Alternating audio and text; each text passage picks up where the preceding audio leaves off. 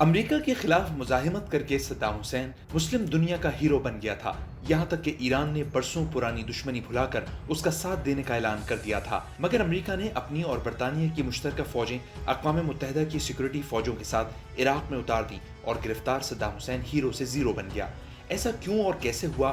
Urdu umpire channel کو subscribe کرنے کے لیے سبسکرائب کا بٹن دبانا نہ بھولیے گا اور ہماری آنے والی تمام نئی ویڈیوز کے نوٹیفیکیشنز حاصل کرنے کے لیے بیل آئیکن کو پریس کیجیے گا۔ صدام حسین ہیرو سے زیرو تک۔ صدام حسین تکریت جیسے ایک چھوٹے سے عراقی علاقے کے غریب خاندان سے تعلق رکھتا تھا۔ بیشتر نامور لیڈروں کی طرح اس نے فوج، وکالت اور علاقائی سیاست سے ابتدا کی۔ ایک غریب گھرانے کے فرد کی حیثیت سے صدام حسین کا معزز آدمی بننا بھی کمال کی بات تھی، مگر جلد ہی وہ بیمار صدر احمد حسن کے قریب ہو گیا۔ صدام بنیادی طور پر سیکولر نظریات کا حامل تھا۔ ایک غریب زدہ گھرانے کا بچہ امن اور برابر کی معاشی سہولیات کو اولیت دیتا تھا، مگر اس نے آگے بڑھنے کے لیے بے پناہ محنت بھی کی اور خوشحال زندگی حاصل کرنے میں کامیاب رہا۔ جلد ہی علاقائی سیاست سے وہ ملکی سیاست میں بھی سرگرم اور نامور ہو گیا۔ اس نے البات پارٹی کا ساتھ دیا اور اتنی عزت حاصل کی کہ صدر احمد حسن کا دہنا بازو بن گیا۔ 1967 سے ہی وہ عراق کا اصل صدر کہلاتا تھا اور بالآخر 1969 میں وہ باقاعدہ صدر بھی بن گیا۔ وہ دولت و عزت کمانے کے لیے اس قدر مصروف رہا کہ اس نے شادی بھی بڑی عمر میں کی، مگر اسے عراقی عوام میں خاصی مقبولیت حاصل نہ ہو سکی۔ ایک پریشان کن زندگی گزارنے کے سبب اس کے مزاج میں سختی تھی اور بے وجہ بھی لوگوں کی تذلیل کا عادی تھا، مگر اس کے سیکولر نظریات کی وجہ سے اسے روس نے بے حد اہمیت دی۔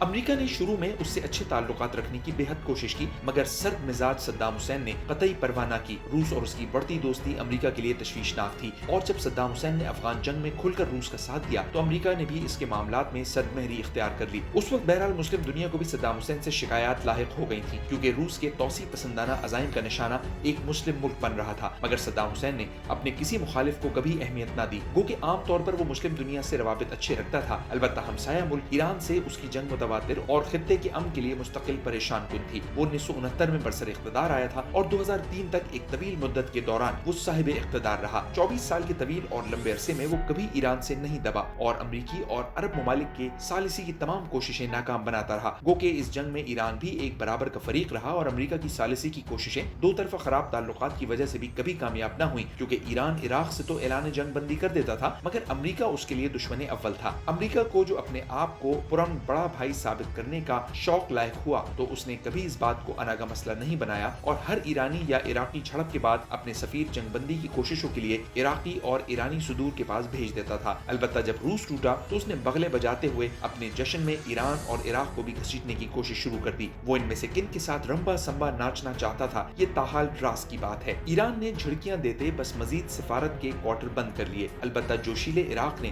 امریکہ کو سنگین نتائج کے انجام سے دھمکانا شروع کر دیا۔ امریکہ نے شروع میں تو کچھ درگزر سے کام لیا، مگر پھر اپنی خوشیوں کو متواتر بھنگ کرنے کی کوشش کا الزام ڈالتے عراق کو دھمکانا شروع کر دیا کہ وہ ٹوٹے روس کے بھگوڑے سائنسدانوں کے تعاون سے ایٹم بم نہیں بنا سکتا اور ایک آدھ بم امریکہ پہنچنے سے قبل ہی وہ سارے عراق پر اپنے درجن بھر ایٹم بم پھینکوا سکتا ہے۔ بے شک یہ امریکہ کی کثیر نفسی تھی، ورنہ امریکہ کے سائنسدان کامیاب تجربات اور مہارت حاصل کرنے کی کوشش کرتے کرتے بلا مبالغہ ہزاروں نہیں تو سینکڑوں بے شک و شبہ ایٹم بم بنا چکے تھے۔ 2 ایٹم بم تو اس نے اپنے ابتدائی اور غربت کے زمانے میں جاپان پر بھی پھینکوا دیے تھے، مگر جوشیلے اور جذباتی صدام حسین نے بھی کہہ دیا تھا کہ اب تو وہ ایٹم بم ضرور بنانے کی کوشش کرے گا، مگر اب اس کا نشانہ ایران نہیں بلکہ خود سر اور گھمنڈی امریکہ ہوگا۔ بقول اخبار نویس حضرات ان دنوں ایران واقعی عراق سے خوش رہنے لگا تھا اور بنا عرب ثالثوں کی کوششوں کے اس نے کہا کہ وہ اور عراق بھائی بھائی ہیں اور وہ اپنے پڑوسی بھائی پر امریکہ کا حملہ ہرگز برداشت نہیں کرے گا۔ امریکی اخبار نویسوں نے اپنے نااہل حکمرانوں کی اس طرز سیاست پر کڑی نکتہ چینی کی اور اس مسلم اتحاد کا سبب قرار دیتے ہوئے کہا کہ اگر اوپ کے کہے بغیر عوام نے کروسیڈ کی تیاریاں شروع کر دی تو تاریخ انہیں کبھی معاف نہیں کرے گی۔ تیسری جنگ عظیم بہرحال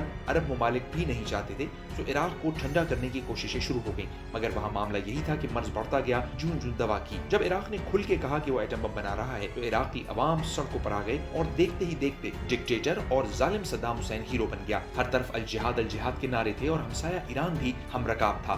اب ایران سے پاکستان کس قدر دور ہے، پرجوش پاکستانیوں نے صدام حسین کی تصویریں ہر عام جگہ پر آویزہ کر دی تو مجبوراً حاکموں کو بھی محفل کا رنگ دیکھتے ہوئے 2-4 گرم جوش باتیں کرنا پڑی۔ وہ اخبار نویسوں کو کنکھیوں سے اشارے کرتے کہتے، ہاں ہاں ہم امریکہ سے کب ڈرتے ہیں، ہمارا ان کا رب تو ایک ہی اللہ ہی ہے، مگر اخبار نویس کریت کریت کر پوچھتے تھے اور ساری باتیں چھاپ بھی ڈالتے۔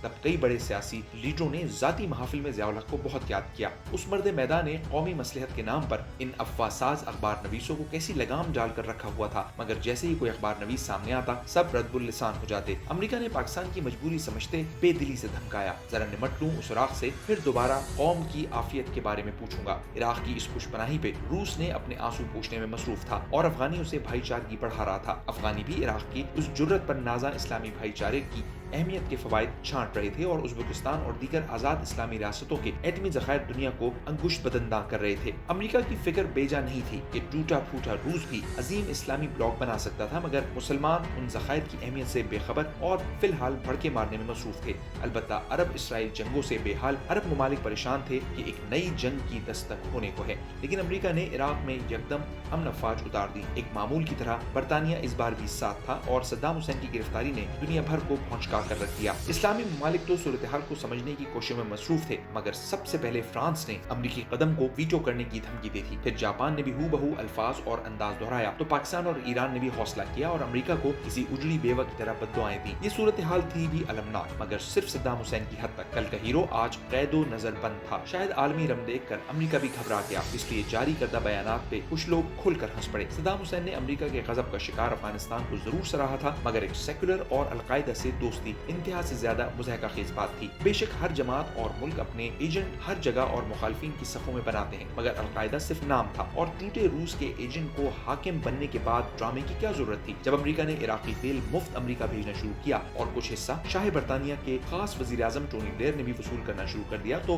मुस्लिम दुनिया ने इस लूट खसूट पर भी दुहाइयां देनी शुरू कर दी और अमरीकी अवाम ने जब इस शर्मनाक कार्रवाइयों पर बुश को अगली दफा वोट न देने की बात की तो बरतानवी अवाम क्यों पीछे रहती। बौखलाए टोनी ब्लेयर ने मलका बरतानिया के आगे हाथ बांध लिए और बड़े भाई अमेरिका को समझाने के लिए कहा। मलका बरतानिया का भरम कायम रहा और अचानक सद्दाम हुसैन कैद से फरार हो गए और अमेरिका गर्दन अकड़ाता अपनी फौज समेत अपने मुल्क को लूट आया। जब 3 बरस के बाद सद्दाम हुसैन 2006 में फिर से गिरफ्तार कर लिए गए तो कहा जाता है कि वो टमाटरों के लिए बनाए गए तहखाने में रहते रहते तंग आ गए थे। ये सच है कि 2000 के आगाज के इस हीरो का अंजाम देखकर बहुत लोगों को तरस आया जो अपना निफ्स से ज्यादा वजन खो चुका था। उसका कर्नल बेटा और फौज उसे छोड़ चुकी थी क्योंकि जज्बाती अवाम ने उसके गुनाह बख्श दिए थे, मगर फौज जंग नहीं मुल्क और खुशहाली चाहती थी। सो इराक पर से आयद पाबंदियां जुज़वी तौर पर खत्म करते ही फौज ने अमेरिका को सद्दाम हुसैन को सजा देने के लिए आजाद करार दे दिया और अमेरिका ने चंद दिन में एक करीबुल मर्ग दुश्मन को मौत के घाट उतार दिया। ये कत्ल अमन को पामाल करने के जुर्म में नहीं बल्कि बरसों कबल सद्दाम हुसैन के कत्ल की साजिश करने वाले 142 शिया अफराद के कत्ल के बदले किया गया था। फिर से इराक ईरान जंग के लिए ये बहुत अच्छा आगाज था, मगर ईरान ने इसकी शदीद मजम्मत की कि हुकूमतों के खिलाफ बागी ऐसे खेल खेलते ही हैं। एक अजनबी मुल्क में ये अमेरिका के हक में नहीं था कि हाकिम को सजा दे, लेकिन अगर बात सिर्फ सद्दाम हुसैन की जाए तो क्या हीरो से जीरो की ये दास्तान महज दिल दुखाने वाली नहीं है। सद्दाम हुसैन अगर थोड़ी लचक और समझ का मुजाहरा करते तो बरसों बाद CIA ने उन्हें बेगुनाह करार दे दिया। अमेरिकी हाकिमों ने बस अपनी अना को सलामत रखने को सद्दाम हुसैन को कत्ल करवा दिया और उन्होंने अपनी अना की खातिर इराक को बरसों जंग का ईंधन बनाए रखा और बिलाखिर अमेरिका ने इराक को बरसों कबल पीछे पहुंचा दिया, जहां से मुकम्मल आजादी और खुशहाली का सफर अब भी न जाने कब शुरू होगा। हुकूमत और हिफाजत एक नहीं 2 अलग खेल हैं। हमें उम्मीद है कि हमारी आज की वीडियो आप जरूर लाइक करेंगे और शेयर का ऑप्शन इस्तेमाल करते हुए दोस्तों तक भी पहुंचाएंगे।